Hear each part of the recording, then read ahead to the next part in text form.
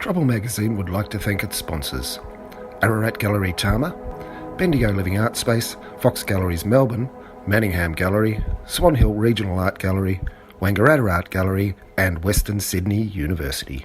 Thanks for your support. What if a conversation could change your mind about yourself and about the world? What if a conversation could one day lead to a change in government policy? I'm Dr. Mark Halloran, and you're listening to Deep Trouble.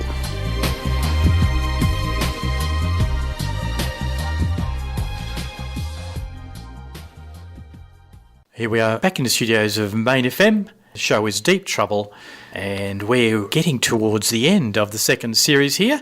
But today, Associate Professor Stephen Croucher, Professor and Head of the School of Communication, Journalism and Marketing at Massey University. How did you discover Stephen Croucher, Mark? I read an article that he wrote in The Conversation about the psychology of hate in the wake of the Christchurch shootings. And this interview was done just not long after. I was interested that he doesn't like to use the name of the person responsible for those shootings. Yes, I was going to talk about that. So to show respect for his wishes, we haven't used the name of the shooter in this interview. There's a couple of terms that perhaps you could explain. You talk about superordinate goals. Could you explain that? So superordinate goals are essentially some of the research, and I think it comes from the 70s, was about how to end in-group, out-group prejudice and fighting between in-groups and out-groups. And so in-group, out-group prejudice is the underlying basis for racism, essentially. And the idea was that it wasn't enough to get two groups together and introduce them to each other. So we had this idea that if you just got people to meet people of a race that they were xenophobic towards, that would break down barriers. But what you actually had to do was get people together in meaningful, committed action. And that's what a superordinate goal was. So the communities were working towards this higher purpose together. And that would really bring people together and break down the barriers and show people the commonalities that we share rather than some of the differences. For example, like a community kitchen. Right. We had some of the asylum seekers from Iran up here recently involved in cooking, making, special evenings devoted to the cuisine of Persia. Yes. And it was, I think, a very rewarding evening, mixing with these men, and they are mostly men, who are justifiably proud of their Persian cuisine. And their culture. And their culture, of course, and their culture. What do you think about the role of online gaming? Like, in the case of the massacre in Christchurch, we had somebody imitating a very well-known online game. I think that there's sort of a nested reciprocity of causes involved in this. So you've got communities like 4chan and 8chan where people are essentially creating echo chambers of hate and also escalation. So people are posting things, they're writing things that are essentially racist or hate speech and proposing violence and things like that.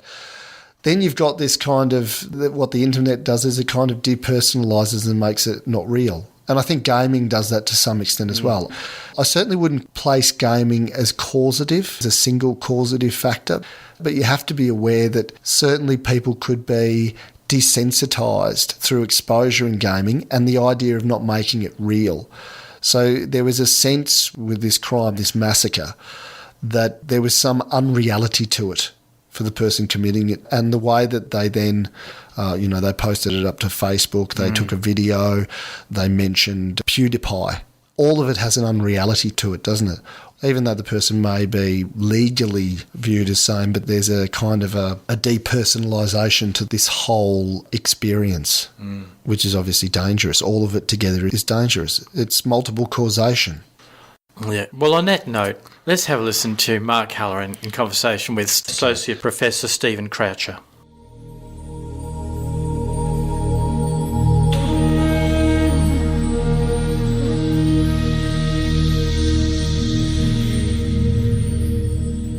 I suppose I wanted to start off by talking to you about the events in Christchurch and offer my condolences to the people of New Zealand, but to also find out how this has affected you personally and psychologically.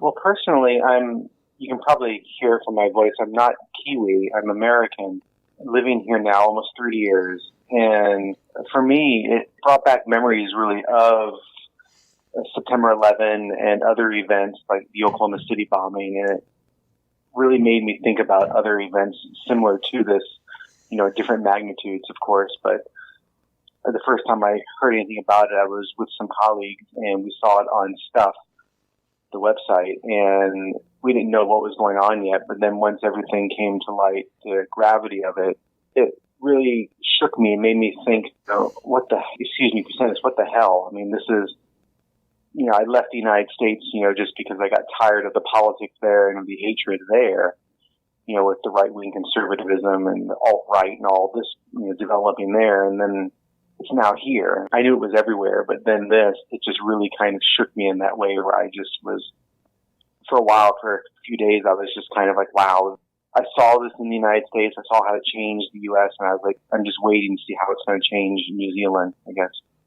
Well, I think that's part of the shock, isn't it, to some extent, because New Zealand seems like a country that is immune to things like this. It does seem that way. I mean, there's so many places that are like this that, people don't think it'll happen here. And all it takes is one or two crazy people or obsessed maniacs and, just jerks, I think there's other words I'll say, but I'm not going to say it, to ruin a place. And I don't think they've ruined New Zealand. I think what they've done is actually made New Zealanders look to each other and say, we're better than this, and we're not going to let one person change who we are. Oh, and this related to your work in the theory is integrated threat theory. Can you talk a little bit about that? Yeah. During my doctorate, I really started to look at North African immigrants and their migration to France. That was what most of my work was on.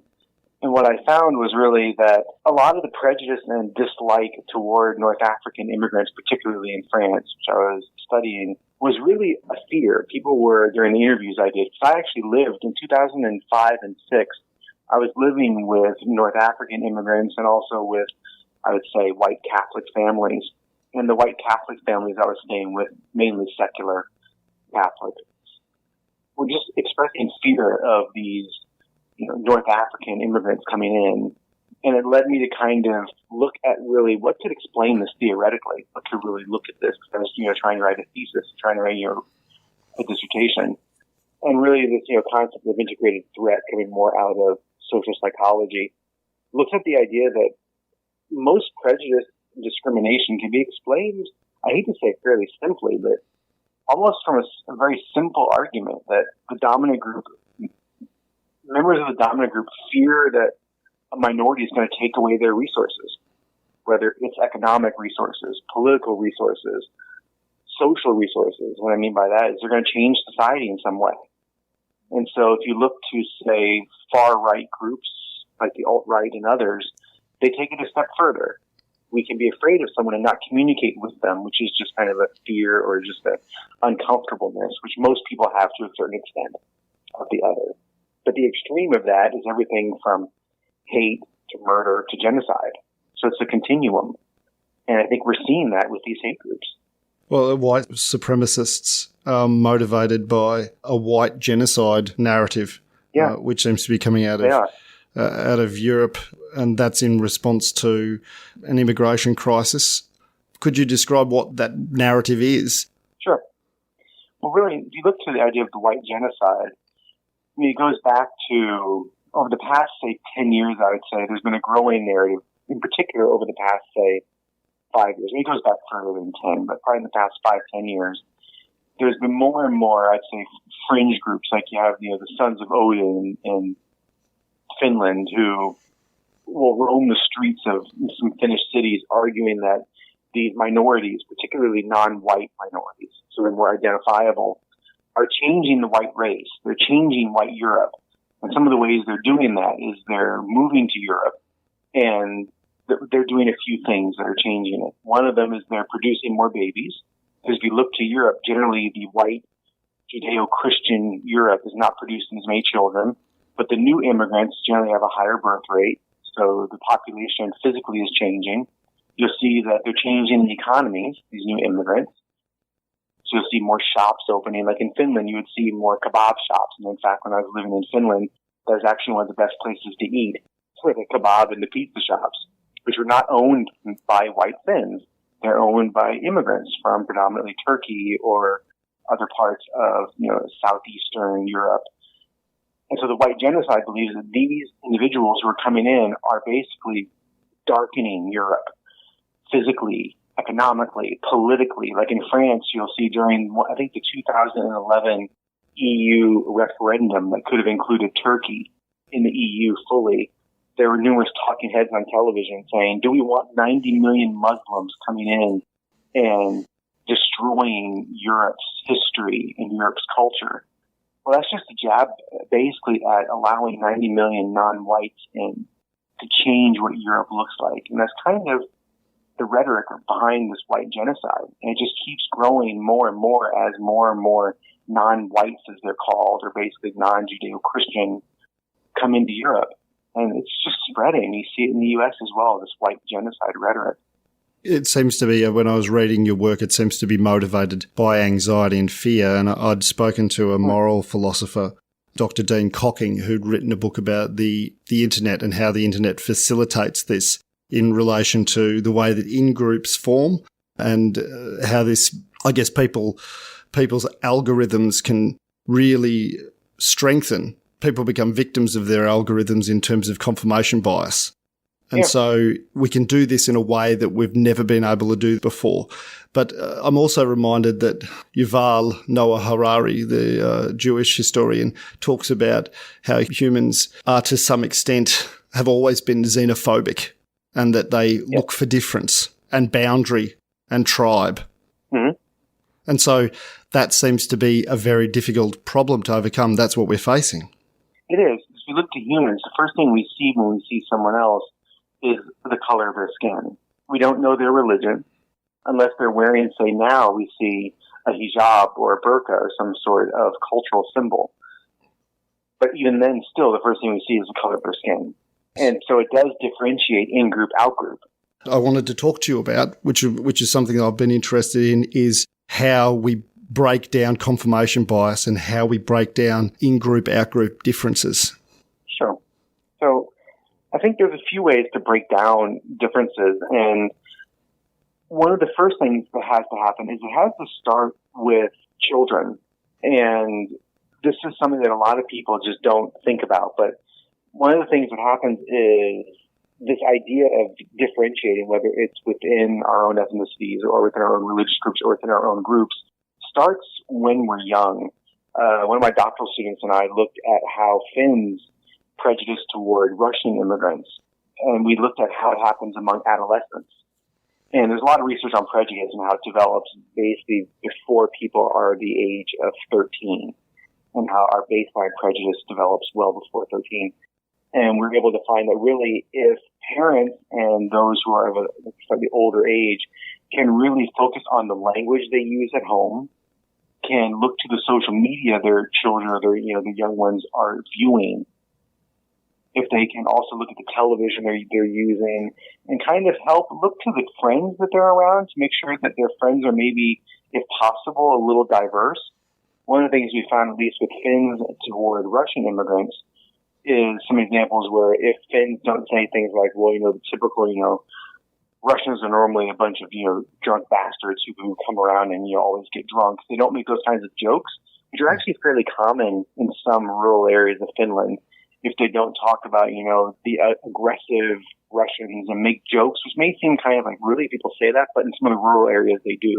If they can drop those kinds of jokes, they'll find that the adolescents won't pick those things up and they're less likely to develop these in-group, out-groups. And even among their peers, they're less likely to spread them. So that's one thing we need to start early. We need to start with our kids and what example we set, because they're going to pick it up. You can probably see this with 3 and 4-year-olds. They pick up every word we say. So if we're saying certain things against a group, they're going to pick it up, whether it's our own ethnicity or not. They're going to pick it up. So we have to start there. That is a good example, because there is a history in terms of domination between Russia and Finland, isn't there? So there's already a history of bad blood that runs across generations, and so it's very hard to press reset and try and facilitate a way for groups to interact with each other in a way that's positive. Yeah, I think the other thing that we often think about, like when it comes to, like, you know, especially if we're going to think, say, you know, Muslims and Christians, just to be very broad in two terms, but if we're looking here at, say, immigrants who came to New Zealand, particularly, say, Muslim immigrants who came to New Zealand, and another way to improve, I would say, you know, in-group, out-group dynamics is more interaction between groups. And one of the things that's happened here over the past, you know, week is more of the mosques have opened their doors to non-Muslims to come in and learn about Islam, to learn what happens in the mosques, so they can realize it's not this, you know, secret shadow society of things going on. So they can learn that it is a place of worship, it is a place of culture, it is a place of socializing. So people who are not Muslims can learn what's going on there. And I think that's something that also did happen in the U.S. after 9/11. It happened in the U.K. after the 2005 bombings and others. So I think things like this are important as well, to open the doors. And I think to keep those doors open. So I would really encourage in New Zealand that those doors don't close after things, quote unquote, settle down, because then we can be, both sides can get to know one another more. So I think that's essential. So we have to have those communications. You're listening to Dr. Mark Callery in conversation with Professor Stephen Croucher, Head of the School of Communication, Journalism and Marketing at Massey University, New Zealand. There was something that was interesting when I was reading your paper, because it reminded me of my undergrad in psychology around in-group and out-group behaviour. And it might have been Allport or someone like that, but they were talking about the ingredients that are required to make that contact positive. And they said that it wasn't enough just to ensure that there was contact between groups, or even positive contact between groups. The groups in some ways needed to be able to see commonalities and work towards what they called superordinate goals. Mm-hmm. Yeah, very much so. So do we do that at the moment? And is that something that we need to do more of? We just need to keep doing more and more. And I think we see that, you know, here. I mean, I think that people thinking in New Zealand we've done great things, but I think there's a lot more. And I think after the attacks, what we saw is, even then, I was talking with some staff at our university, and they were saying that, you know, it's really interesting. I've had more interaction with some people in the Muslim community than I've ever had before. That's kind of a shame, because it's a two-way street, where we should be interacting with people who are not like us, but those who are not like us should also be making the same effort. So I think it goes both ways, and I think that's something that people often assume, that when, you know, an immigrant comes to a new place, like I'll use myself as an example, where, you know, when I moved to Finland, I was an American, spoke English and spoke French, but moved to Finland, and I didn't just spend time with other Americans. I did as much as I could to keep my American identity, but also spent time with Finns, with other foreigners, tried to not assimilate. I don't subscribe to assimilation. I think that's impossible. But tried to integrate a bit into the society, so I wasn't seen as this outsider ghettoizing myself. I think that it's something more and more people who are immigrants need to take on that responsibility. But at the same time, the dominant culture needs to be able to, and needs to be open to accepting the immigrants coming. Australia, we talk about Australia as being a multicultural country and a successful multicultural country.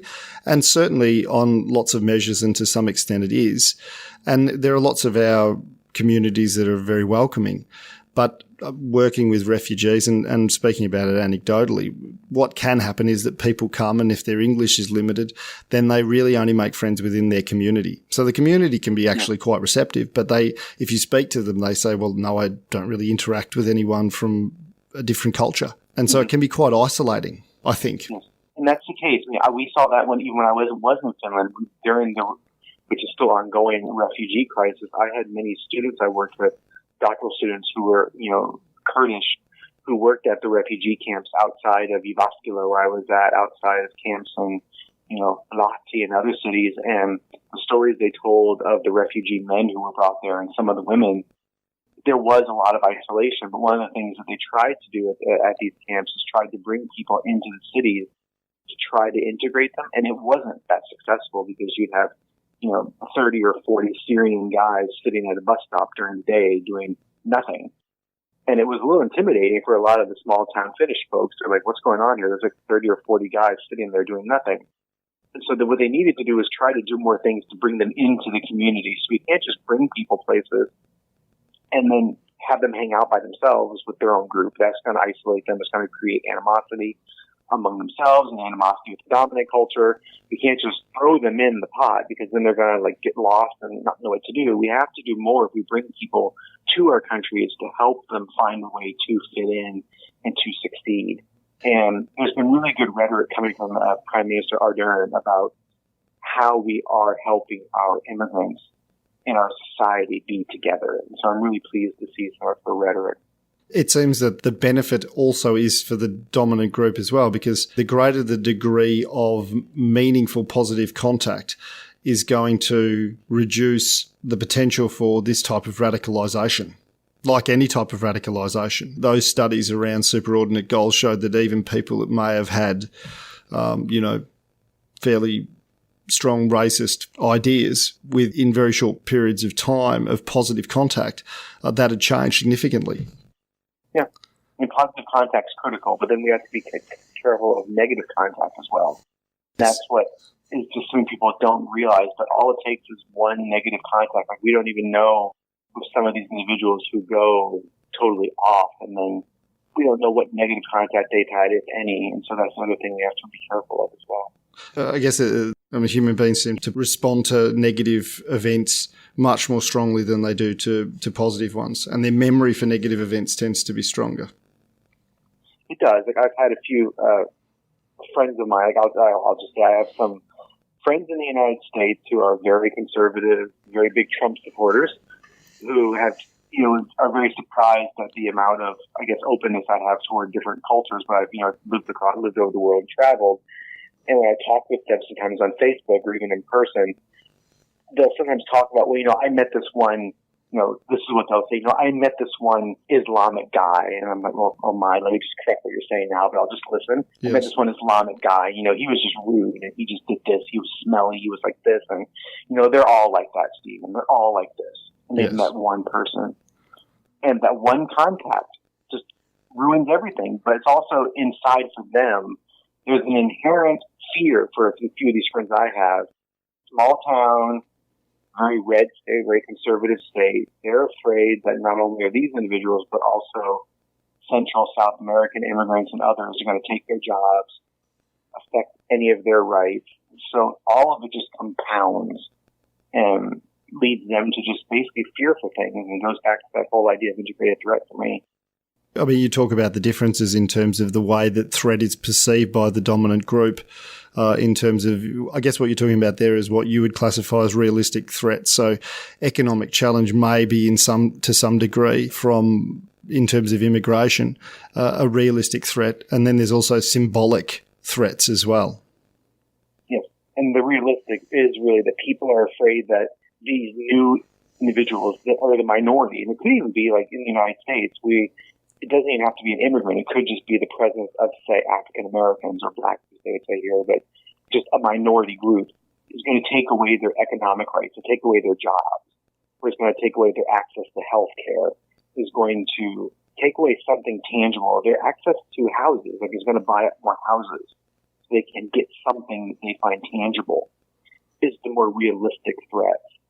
And that's one of the big things happening throughout, like in Germany, is the idea that they're going to make social services harder for us to get. We saw that in Finland quite a bit. Finns argued that with all of these migrants coming in, how are we going to pay for their social services? Where are we going to house them? What happens in the hospital services? What about unemployment? All of these economic kind of questions were asked really in the Finnish context. But then when you have places like in France, when I was doing the research, it's much more their symbolic threat. The idea of symbolic threat is that this new group is going to change what it means to be Australian, what French means. Is they're basically going to just change our culture. And they're going to change the idea of Frenchness. And this has been something I've seen for over a decade now doing research in France, is the non-immigrant French individual almost all the ones I've interviewed, I would say the majority of the ones I've interviewed have talked about how the North African presence now, the Malaysian, Indonesian, Vietnamese presence is, and even now the Eastern European presence is diluting French identity. And that's a more serious threat. That does seem like a cultural genocide threat to the people who hold it, essentially. Yeah, because that's when you can't reverse. You can reverse the realistic threats by passing laws, making it impossible for them to enter schools, keeping them in these like ghettos or these camps outside of town. You can make it so they can't access medical services except in the camps. You can do things like that in some countries, which they've done in the EU. You can put up fences to keep them out. But once they get into the population, they start, for example, mixing and breeding with the dominant group and start having more children, the culture is just lost for some people.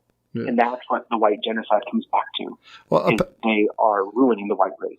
I mean, perhaps the issue is really just speaking to historians about this. I've spoken to a historian, Nick Brodie, who's an Australian historian, but the idea that culture is a static thing. And there's always a kind of people have a tendency, and across cultures this occurs as well, to a golden age when their culture was kind of pure. And then there's this threat that culture is going to be somehow, there's going to be some kind of a mutiny, or the culture is going to be taken over and changed irreparably, when cultures are essentially living things that like an organism that changes all the time. Yeah. Yeah, but you have people in almost in every culture. You have people who want to stay the way it is, but actually would prefer it to be this golden age that they never lived in. And it's golden ages usually never existed. Yeah, exactly, never existed. But when new things come in, they're like, "Wait a minute, no, we can't have this because it's ruining what never was." Mm. It always seems to me that the dominant culture, as you have, this is in terms of that symbolic threat, the dominant culture will most likely change the culture that's coming in, essentially, to possibly most likely a greater extent than the culture that's coming in will change the dominant culture. So there'll be movements around a sort of a mean in terms of cultural changes, and those changes have been going since before the agricultural revolution, So I think there's a fear around something that's like I said, a cultural death or something. Yes. And we see that. See people writing about the, sort of almost like a grieving of a culture that's lost. Mm-hmm. Yeah, I think that's what's happening with some of these groups. Like, in Norway, the mass killing in Norway a few years ago, one of the things that he argued was that, the political parties were allowing immigrants to come in and ruin Norwegian society. Yes. Well, I mean, there is an element of scapegoating as well, isn't there? I mean, in terms of politics, and you can see this across the world, and it occurs whenever there's sort of like political expedience, that it is easier to scapegoat a particular group or a particular issue to draw attention away from other things, essentially.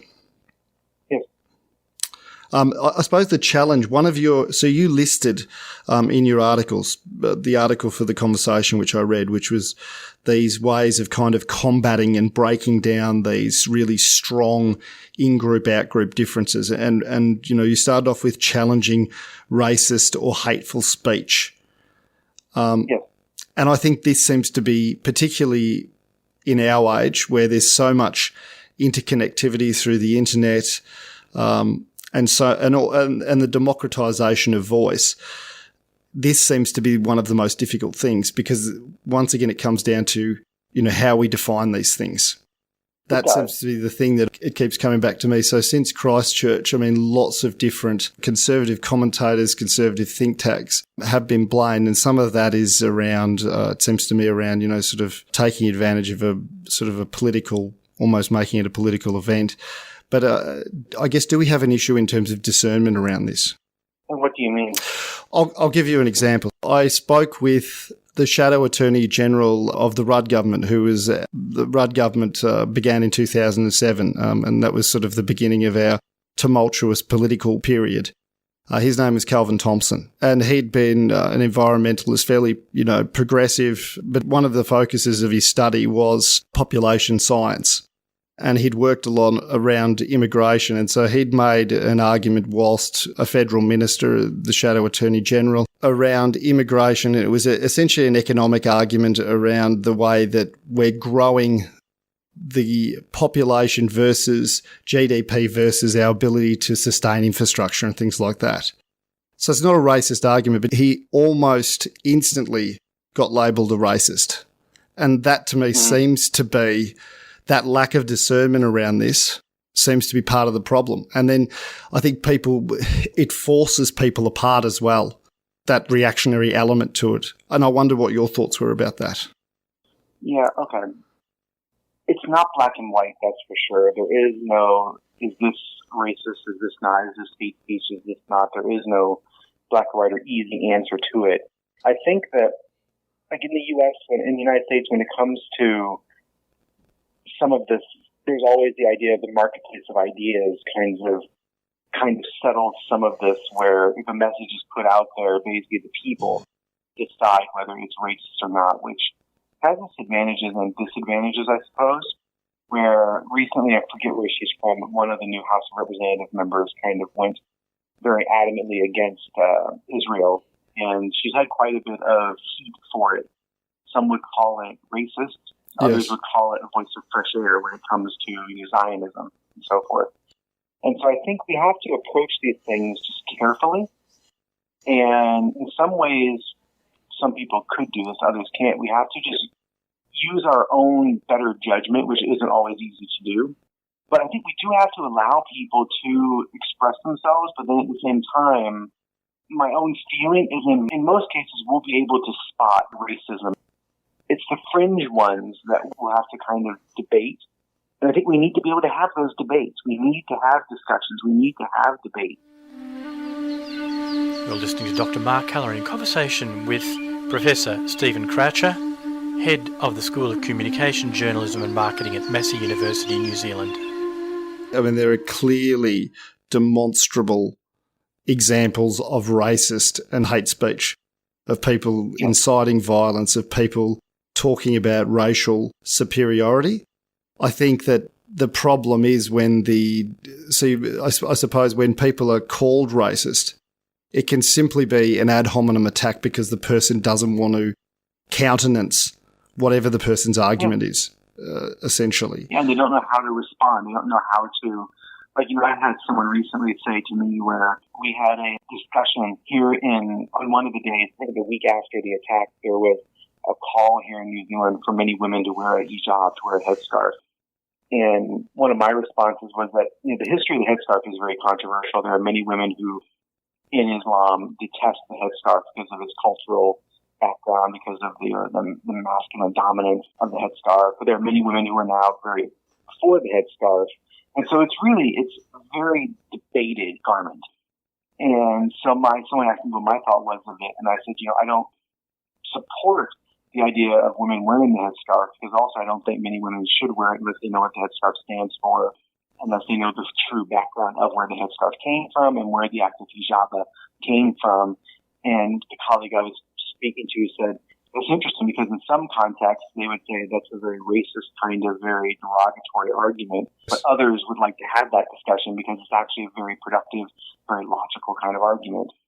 And so I think it's a matter of the audience you're in and who you're having these conversations with is important as well. Well, I wondered whether, I think that we can clearly identify in-group talk or in-group dialogue and narrative which is problematic and which is radicalising and which draws people in and creates enmity between groups. So, racist, white supremacist, white nationalist narratives.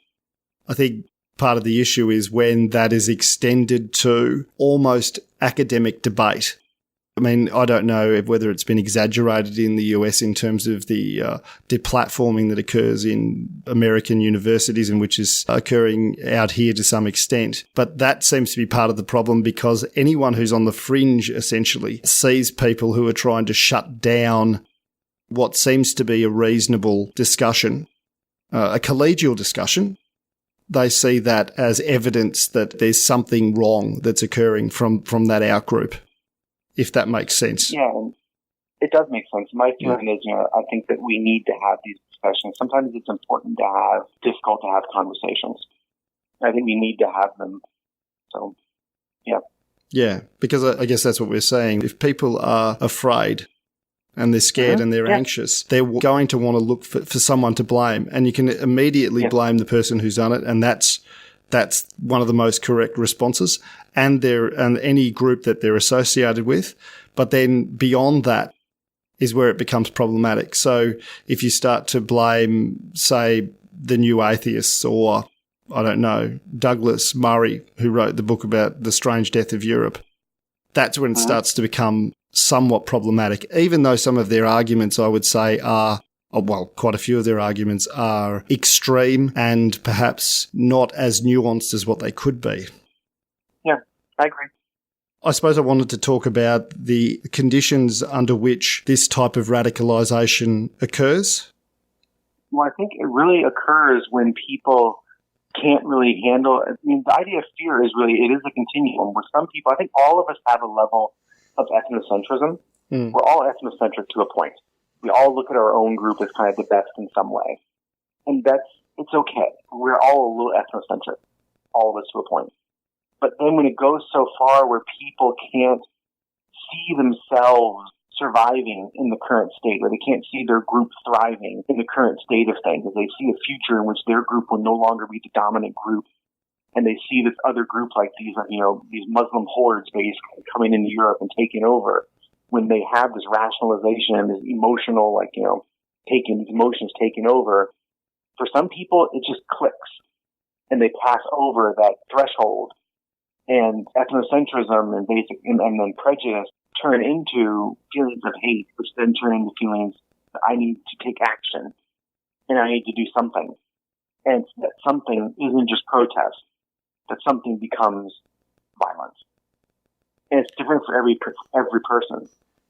So there is no clear line, but it's so different for each person. That psychology.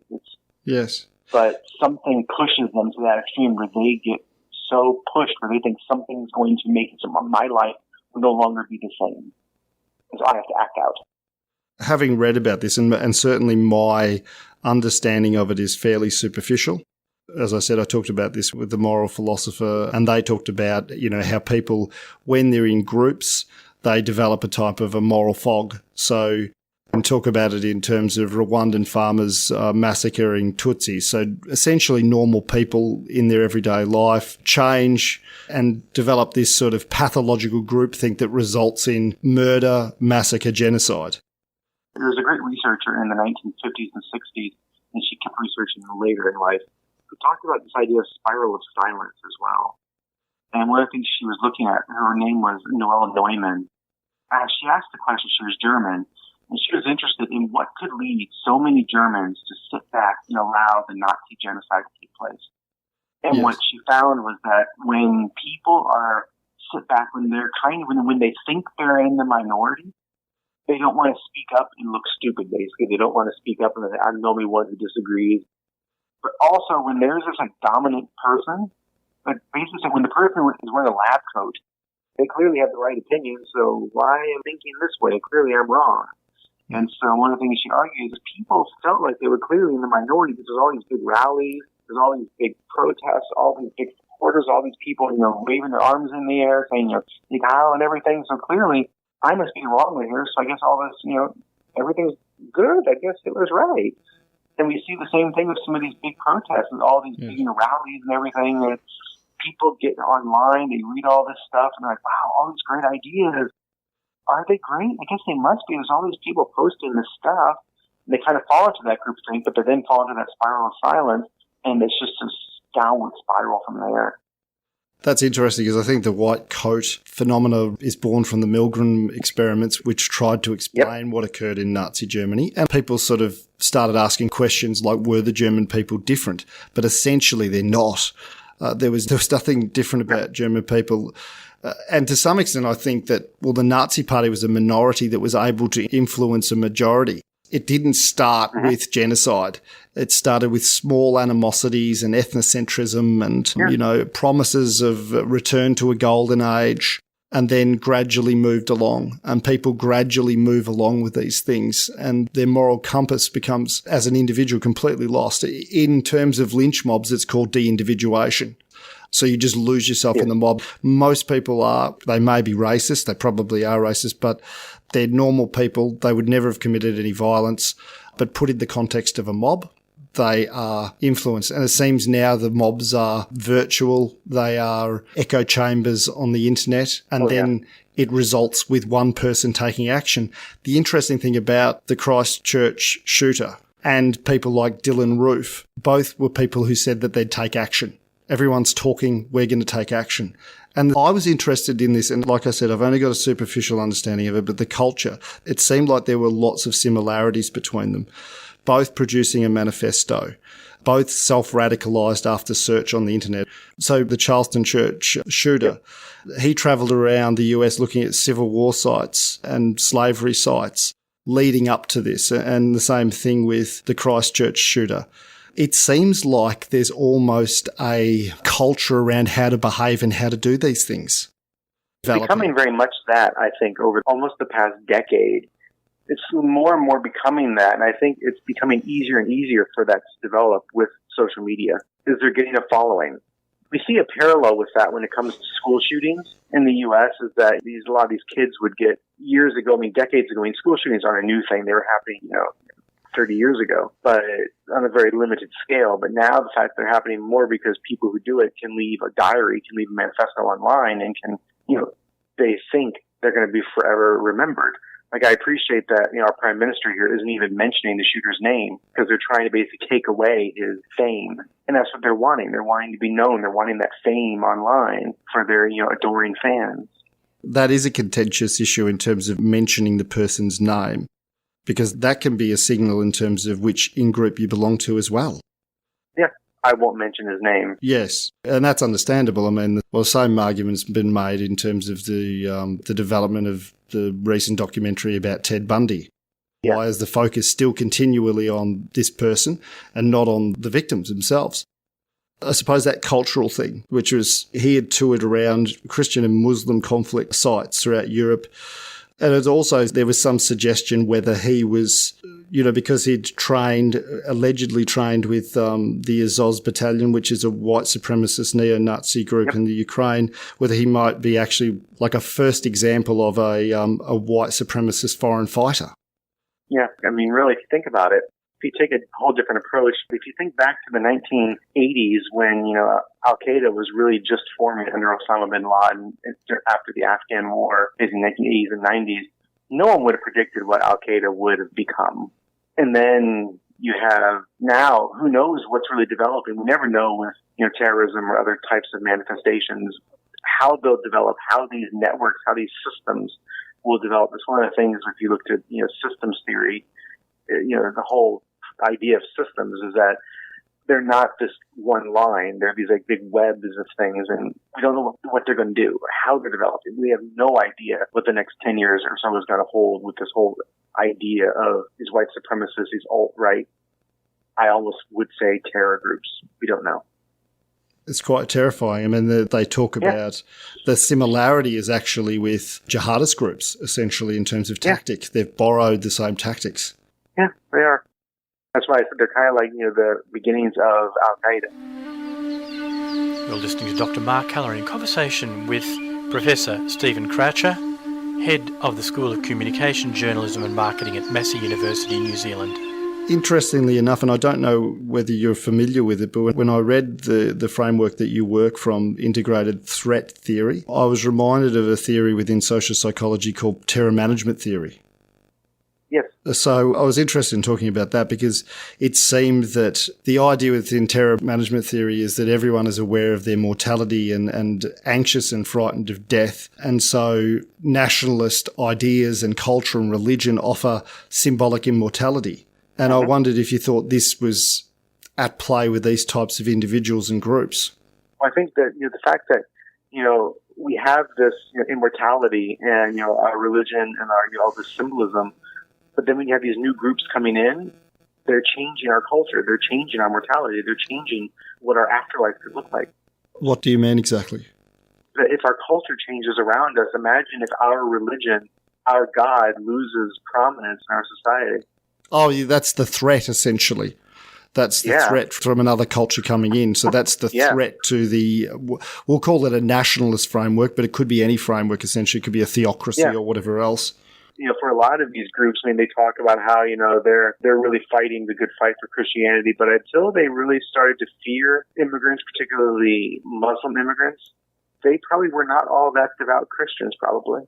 It was this fear that made Christianity more salient for them, and I bet if you asked some of them really a lot of questions about Christianity, they probably wouldn't know very much.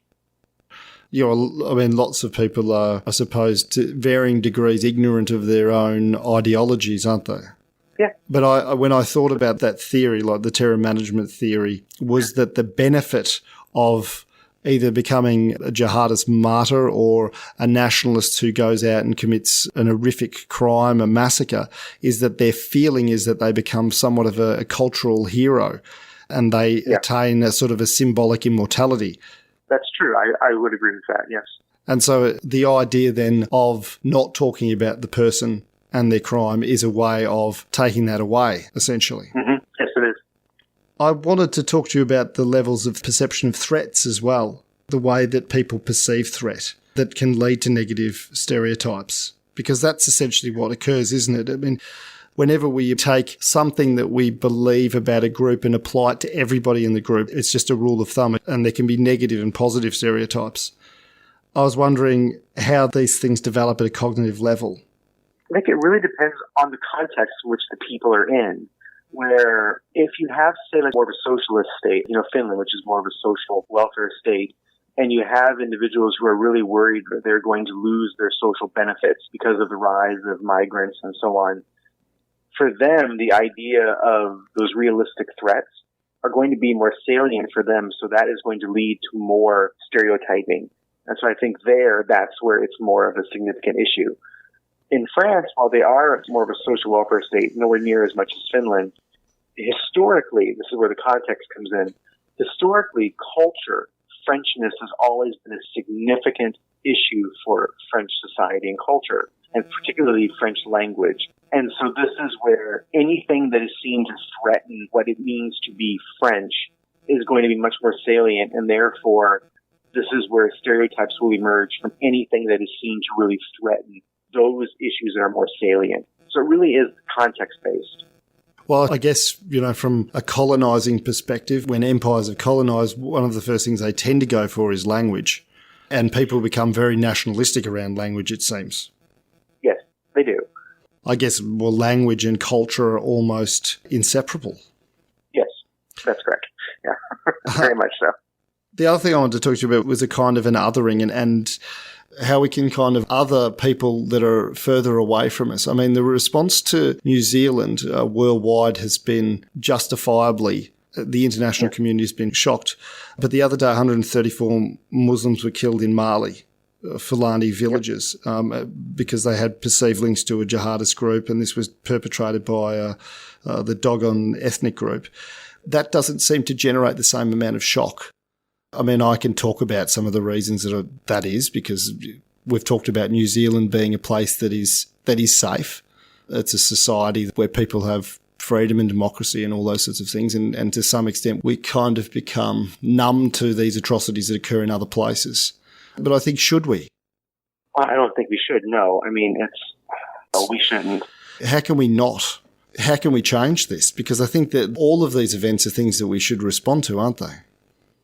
I think we should, and I think that's one of the things we need to, in order to change that, is it does come down to our media choice, I think, and how people respond to these when they happen. So how the consumer responds is important.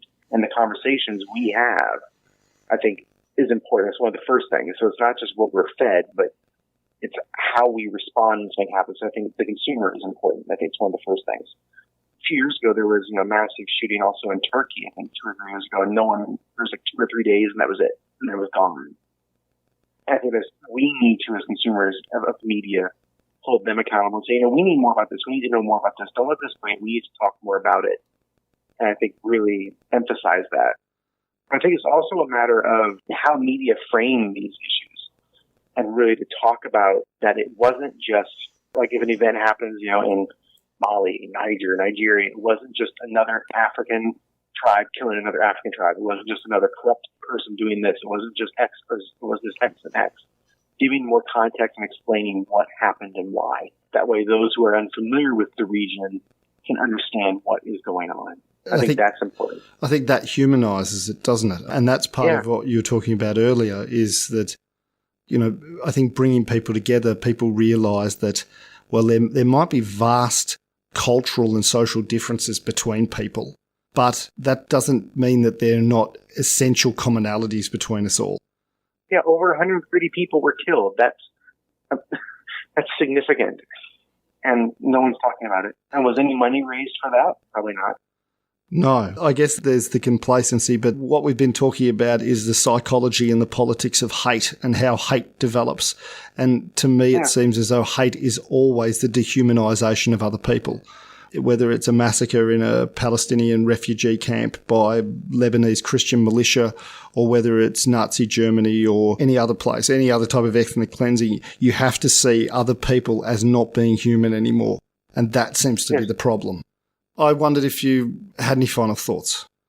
I just have to say I'm really happy about how the government here is responding to the events by really focusing on how we can bring people together. I've seen too many of these events happen in other countries where one of the biggest issues has been who to blame. Let's look at how we can monitor people more. Let's look at punishment. And I've seen the rhetoric go nasty way too fast. I think here the rhetoric has been one of bringing together, of one of peace and reconciliation more than anything. I think that's something that I really am very happy to see, because if we go to that place of hate, I think here one of the things I'm very happy to see is that that's where at least the leaders and the people are trying not to go. And that's something I think we need to really, as a broader society, really try to stay there as much as we can.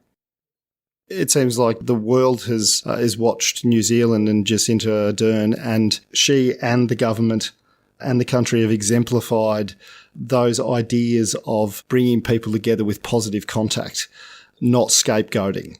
And that seems to be the antidote to this. Yes. And even in like our workplace, we've spent a lot of time together, our staff, just talking about the issue, just having conversations, just more time around coffee and water coolers together and things like that. And I think those conversations are where people need to be when these events happen, and having those positive times together. I think that's just what we need more. It might sound corny for some people, but I think that's what we need more of in this world, I think. Yes. Thank you for your time. Thank you.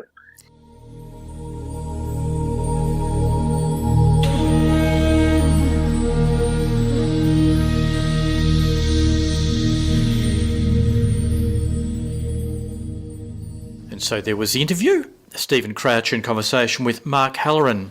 And it's such a complex problem to solve. How to stop alienated, usually men, from enacting the most horrific of revenges upon an innocent population. One of the things I was interested in was his advice to asylum seekers who find themselves en masse, in a way, in a small centre. He basically says that they're partly responsible for making sure they're integrated into their communities. They can't just sit on doorsteps, they have to find a way of making some contribution. Don't you think that's a really hard ask?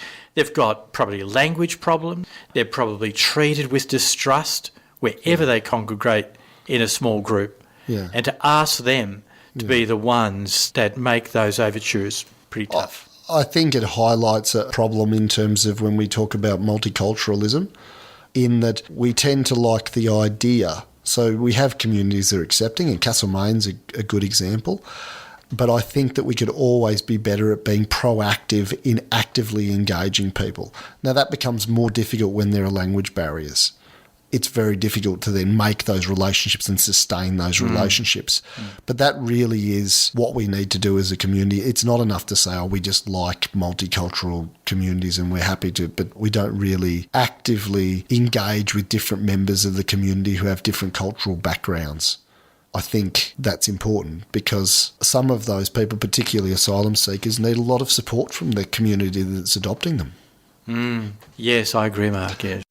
Hey, I'm reading this book called by Carolyn Emke, Against Hate, and this is what it says on the back. Racism, extremism, anti-democratic sentiment.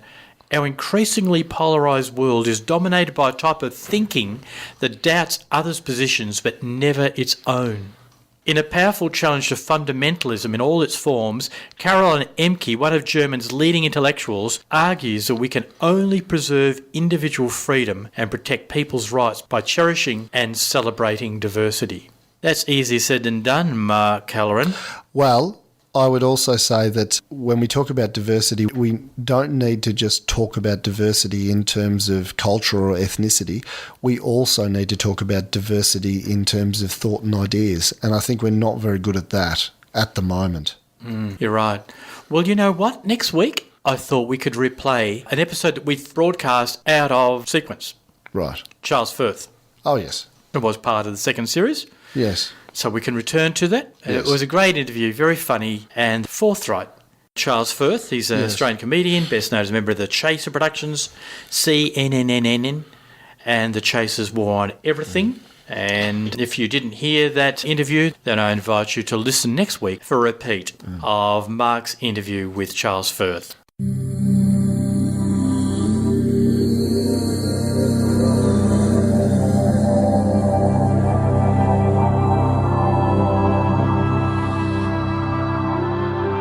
Deep Trouble is produced by Steve Charman in the studios of Main FM, Castlemaine. Trouble magazine would like to thank its sponsors: Ararat Gallery Tama, Bendigo Living Art Space, Fox Galleries Melbourne, Manningham Gallery, Swan Hill Regional Art Gallery, Wangaratta Art Gallery and Western Sydney University. Thanks for your support. Bendigo Living Art Space, Fox Galleries Melbourne, Manningham Gallery, Swan Hill Regional Art Gallery, Wangaratta Art Gallery and Western Sydney University.